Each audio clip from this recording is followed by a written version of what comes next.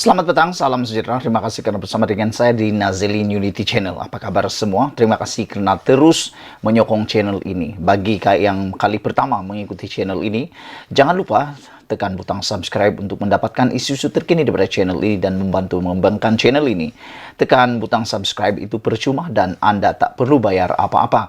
Dalam channel ini kita akan mengulas pelbagai isu-isu semasa dalam Malaysia, terutamanya isu tentang politik Malaysia yang seringkali menjadi bualan umum. Konsep kita mudah, kita akan cerita seperti di kedai kopi. Kita cari satu isu dalam media-media sosial, dalam berita-berita semasa, dalam portal-portal berita, dan kita akan ulas sampai ketahuan. Dengan slogan biasa dalam channel ini, ulas jangan tak ulas, bongkar jangan tak bongkar, bongkar sampai ketahuan, ulas jangan tak ulas, bongkar sampai terlonde. Terima kasih semua, tabik spring untuk Anda semua. Petang ini kita nak ulas tentang satu pendedahan daripada SPRM yang paling mengejutkan Muhyiddin Yassin. Ianya berkaitan dengan kontrak-kontrak yang melibatkan Perdana Menteri Muhyiddin Yassin ketika beliau menjadi Perdana Menteri baru-baru ini. Di mana SPRM kini sedang mempertimbangkan untuk kemungkinan menyiasat salah guna kuasa dalam kontrak menantu bekas Perdana Menteri. Wow, ini memang luar biasa apabila melibatkan menantu bekas Perdana Menteri yang mungkin akan disiasat oleh SPRM. Apa sebenarnya yang berlaku dan apakah kontrak yang diberikan kepada menantu bekas Perdana Menteri ini?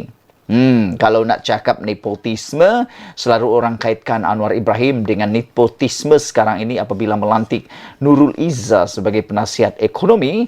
Nah, yang ini barulah betul-betul nepotisme, yaitu memberi kontrak, memberi keuntungan, memberi keuangan, memberikan projek kepada menantu yang dikaitkan dengan bekas Perdana Menteri ini.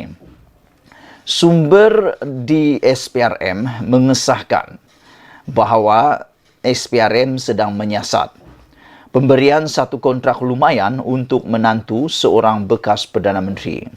Sumber itu yang enggan dinamakan berkata, siasatan agensi anti rasuah itu memfokuskan kemungkinan berlaku salah guna kuasa berkaitan sistem Immigration Bersepadu Nasional NIIS. SPRM sedang menyiasat bagaimana kontrak itu diberikan dan kaitan syarikat itu dengan mereka yang berkuasa ketika itu, katanya. Menurutnya, bukti baharu berhubung kes itu muncul, termasuk projek terbabit kini diklasifikasikan sebagai projek sakit kerana hanya mencapai sedikit kemajuan. Inilah masalahnya apabila projek diberikan kepada ahli keluarga, apalagi kalau melibatkan menantu Perdana Menteri bekas Perdana Menteri ini. Yang masalahnya ialah bukan sahaja melibatkan pemberian kontrak kepada ahli keluarga, tetapi masalah besar ialah apabila projek tersebut diklasifikasikan sebagai projek sakit kerana hanya mencapai sedikit kemajuan. Inilah yang merugikan Malaysia sebenarnya apabila tidak ada kemajuan, tidak ada apa-apa perkembangan, tidak ada progres di dalam perkembangan di dalam projek tersebut. Ini benar-benar merugikan Malaysia. Bayangkan kalau jumlah uang yang telah digunakan telah pun melampau ataupun telah pun banyak digunakan. Tetapi perkembangan projek pula hanya itu-itu saja. Itu betul-betul merugikan Malaysia. Saudara, SPRM mungkin memanggil anggota kanan kerajaan terlebih dahulu sebagai sebahagian daripada siasatan, kata sumber ini.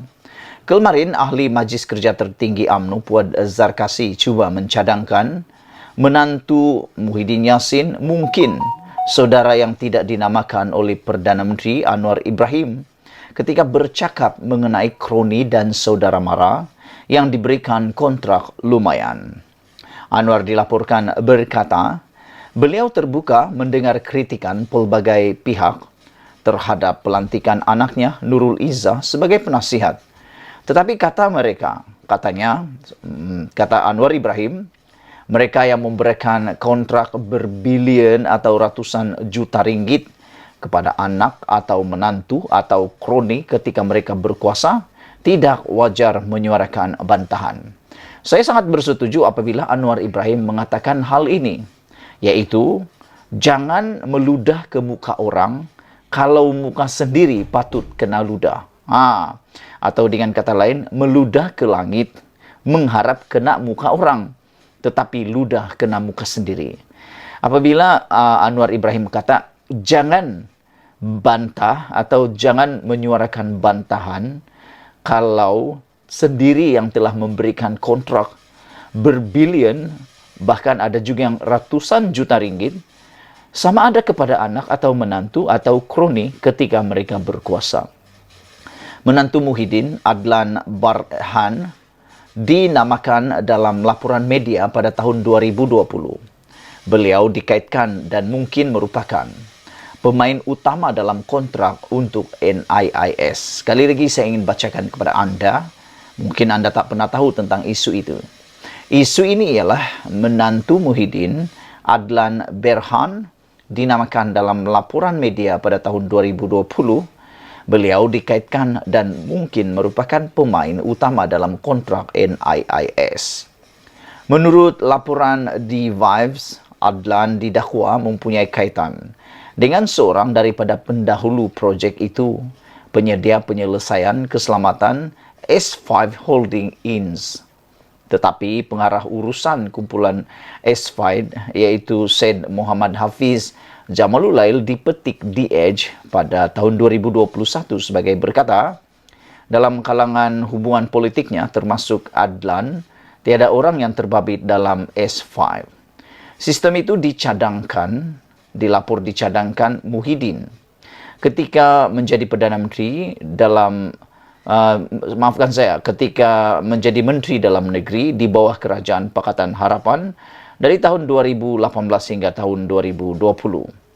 Selepas sistem kawalan imigresen nasional dibatalkan, Muhyiddin akibat kos tinggi. Sistem itu dilapor dicadangkan Muhyiddin ketika menjadi Menteri Dalam Negeri di bawah Kerajaan Pakatan Harapan dari tahun 2018 hingga tahun 2020. Selepas sistem kawalan imigresen nasional dibatalkan Muhyiddin akibat kos tinggi. Kos NIIS dianggarkan sekitar RM1.2 bilion, kira-kira 66% kurang daripada kos projek terdahulu yang bernilai RM3.5 bilion. Saudara-saudara sekalian, sebelum kita berpisah, mohon kiranya anda tekan butang subscribe, share video ini dan berikan komen anda tentang isu kali ini. Isunya memang panas. SPRM siasat kemungkinan salah guna kuasa dalam kontrak menantu bekas Perdana Menteri. Sekian dulu untuk kali ini. Jangan lupa tinggalkan komen anda, tekan butang subscribe. Malaysia kita punya. Kita jaga sama-sama cintai Malaysiaku. Bye-bye.